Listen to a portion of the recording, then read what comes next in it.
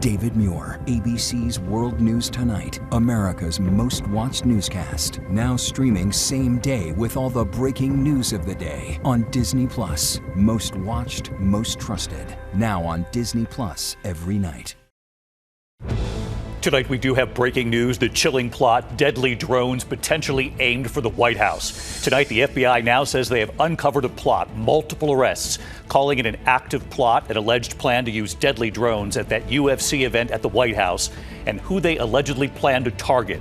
Also just in tonight, the manhunt, a suspect opening fire inside a hospital, that hospital on lockdown. Images from the scene. Also tonight, these images coming in from JFK Airport, the Delta jet, the harrowing landing. Emergency crews greeting that flight. Also breaking, the tropical storm watches and warnings right now as we come on the air tonight. Severe storms hitting multiple states. A driver found dead in her car. Authorities say she called 911, but the call dropped out. Tonight, the two college students swept into the ocean and killed, among multiple victims, swept into dangerous waters along the coast. But authorities are now warning tonight. The new clues this evening, the deadly crash of that B-52 bomber, 8 dead. Tonight news, there might have been a sudden turn right after takeoff and then the plunge. Tonight, President Trump at the G7, he is asked why he hasn't released the details of what he signed with Iran. Will the deal mean Iran gets money? And what about Iran's enriched uranium? Outside New York City tonight, the disturbing acid attack, at least 6 people hurt, what police believe the suspect targeted them with. Tonight, news of a Knicks celebration taking a horrible turn. The LAPD answering a call about a woman shouting they shot her dog, who they say ran at them at the door. The dog did not survive.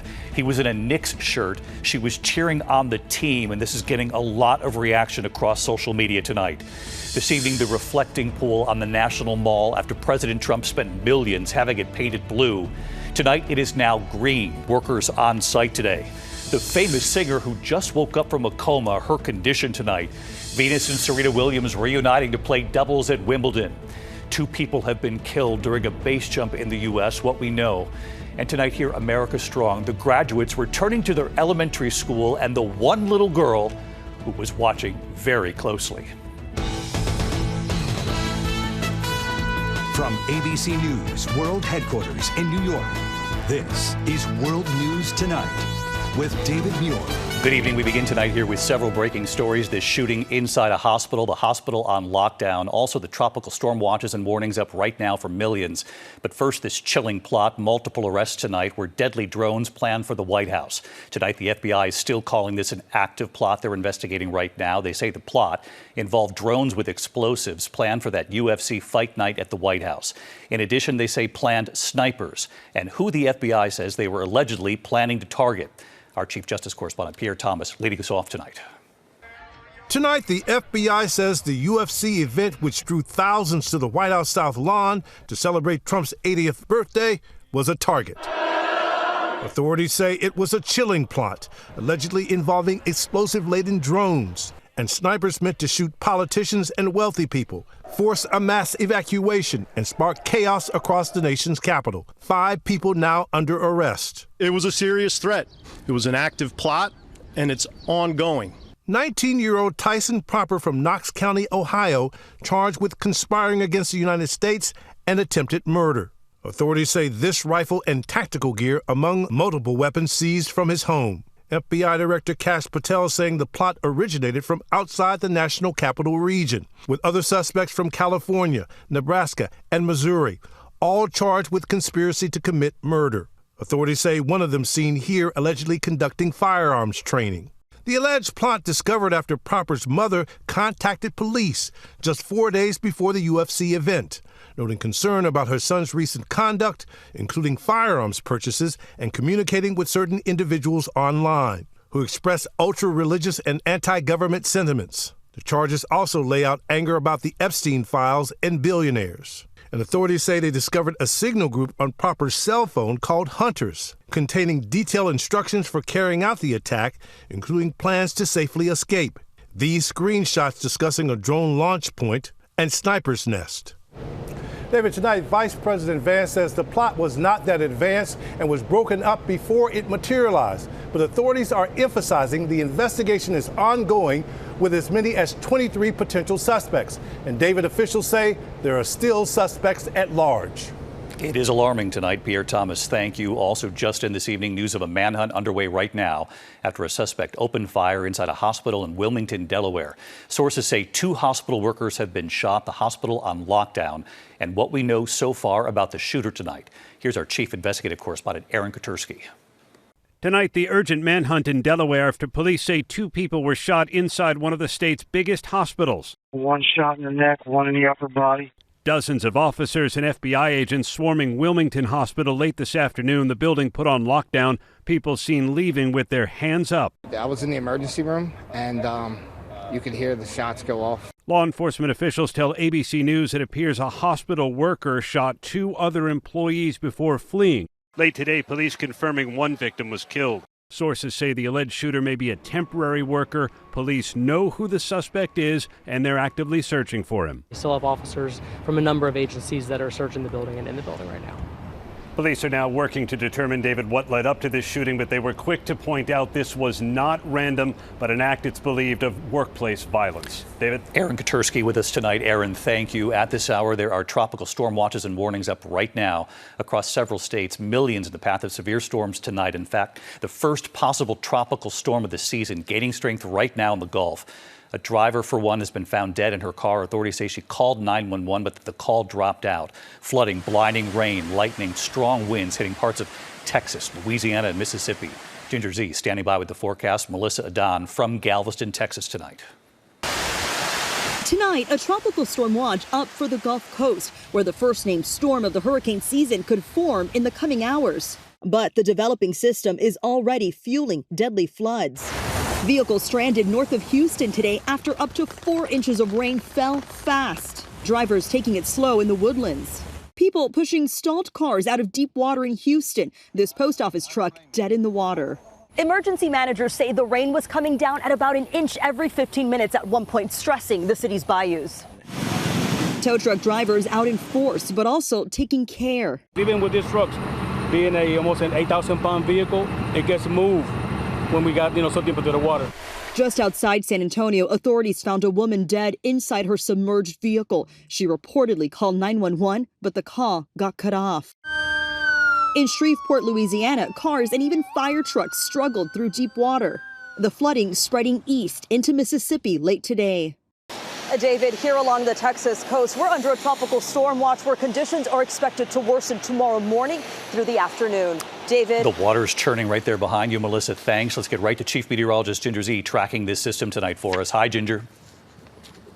Hi, David. We could see Tropical Storm Arthur by tomorrow morning, but whether it gets a name or not, the impacts are what we have to talk about. And from Morgan City, Louisiana, back to Cameron, right to the state line of Texas, there are tropical storm warnings. That's for the gusty winds, the inundation of 2 to 4 feet of water, and the life-threatening flash flooding. Still flood watches all the way to Atlanta. Tomorrow, the flooding is focused from Macomb, Mississippi to Lake Pontchartrain, back to Lafayette and Lake Charles, nearly to Houston there for 2 to 4 inch per hour rainfall rates. Then we've got to talk severe storms up here in the Great Lakes. Tonight, we've seen tornado warnings already in Michigan, Indiana, and that severe watch goes to 11. Tomorrow is the big one, and this is going to be racing potentially strong tornadoes in the afternoon and evening across parts of northern and central Illinois into northwest Indiana. Peoria, Champaign, right there in Bloomington, over to, say, Lafayette, Indiana. I want everyone there to know you're at a level 4 out of 5. David? Which is why you're right there outside Chicago tonight, tracking that as well as the tropical systems in the south. Thank you, Ginger.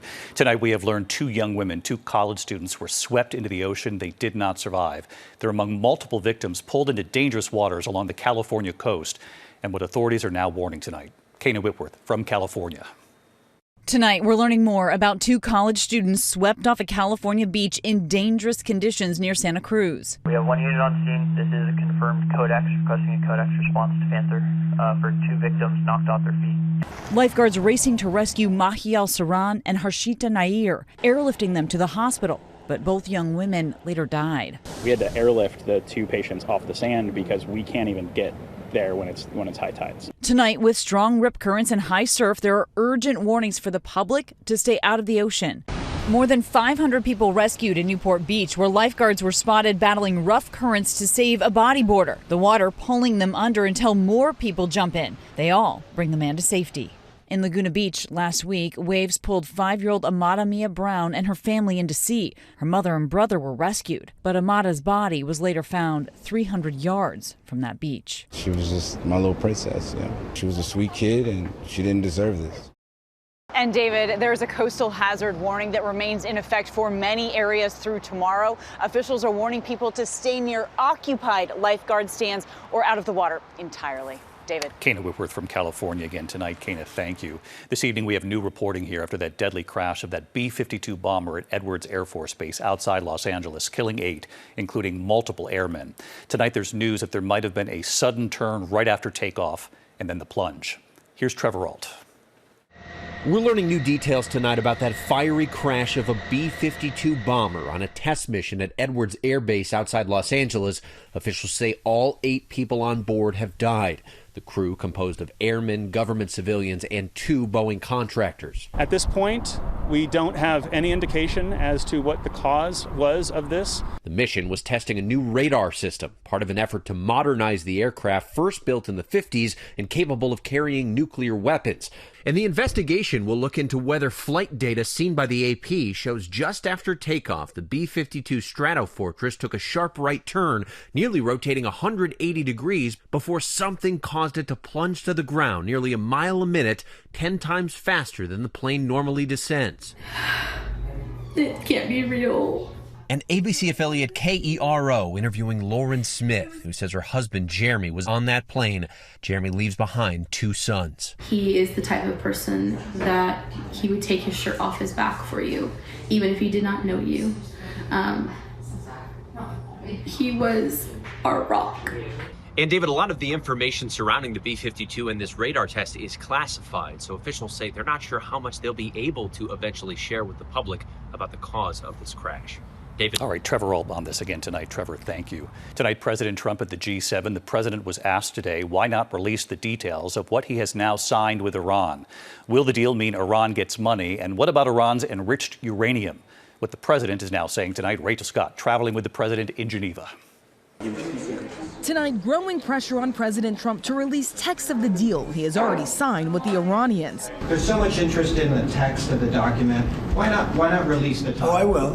Why not release it? Well, because I'd like to get a formal setting first before we do that. Vice President J.D. Vance has described the agreement as a very general document, about a page and a half long. The U.S. agreeing to lift the blockade of Iranian ports, Iran reopening the Strait of Hormuz. After that, 60 days of talks to address the future of Iran's nuclear program. Still unclear what kind of financial reward Iran has been promised. The Wall Street Journal reports the agreement allows Iran to start selling oil immediately. Trump's former ambassador to the UN, Nikki Haley, posting, if this is true, Iran wins. Senate Republican leader John Thune in the dark, telling reporters he requested the text from the administration, but nothing yet. Clearly, like anybody else, we want to see the devils in the details. President Trump would only say this. Here's what it says. Iran will never have a nuclear weapon. That's what it says. It won't have one to buy, to develop. They will not have a nuclear weapon. And I would say that's about 99.9% of what I wanted. But Iran made the very same pledge in the Obama nuclear deal, which President Trump tore up in his first term.